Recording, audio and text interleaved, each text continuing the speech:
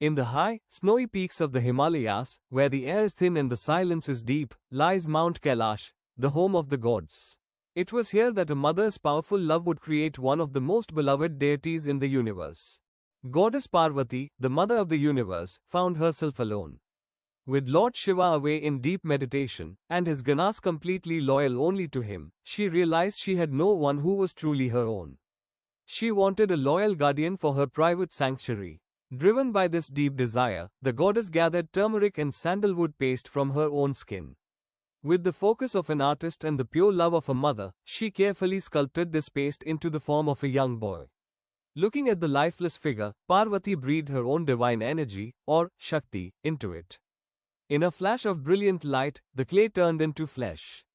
A beautiful boy stood before her, his eyes already full of devotion. He was born directly from the goddess's own willpower. Parvati gave him a clear mandate: "You are my son. You are the guardian of this door. Let no one pass without my permission." Holding a wooden staff, the boy stood guard.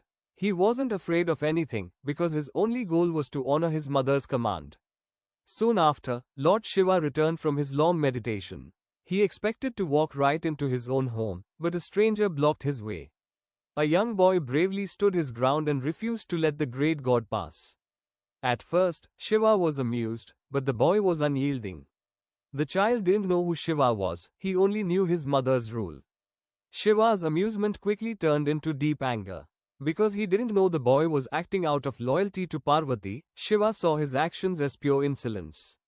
Blinded by his fury, Shiva threw his mighty weapon, the Trishul. The weapon was unstoppable. In a single, tragic moment, the boy's head was severed, and the brave guardian fell to the ground. Hearing the noise, Parvati rushed out and saw her fallen son.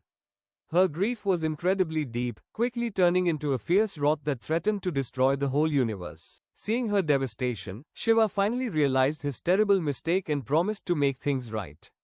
To save the boy, Shiva ordered his followers to find the head of the first creature sleeping with its head facing the auspicious north. They soon returned with the head of a noble white elephant, a creature that represents great wisdom and strength. With great care, Shiva placed the elephant head onto the boy's body and breathed the life force of the universe back into him. The boy awoke, completely transformed.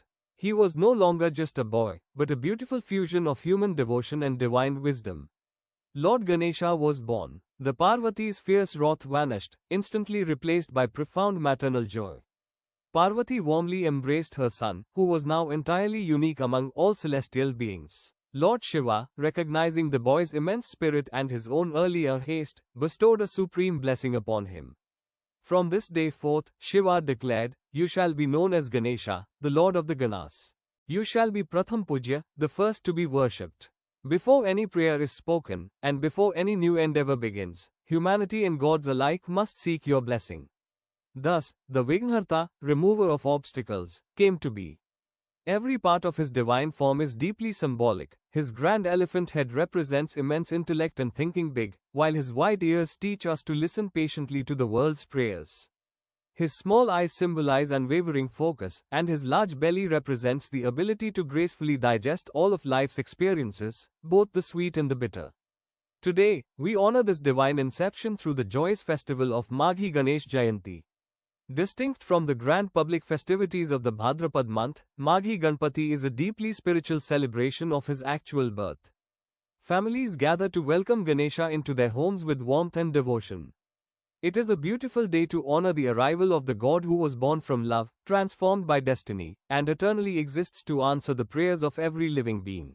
On Tuesday, witness how Lord Vishnu's most devoted guardians became his biggest enemies. And, on Friday, witness the birth of Lord Murugan and how he became the commander of gods.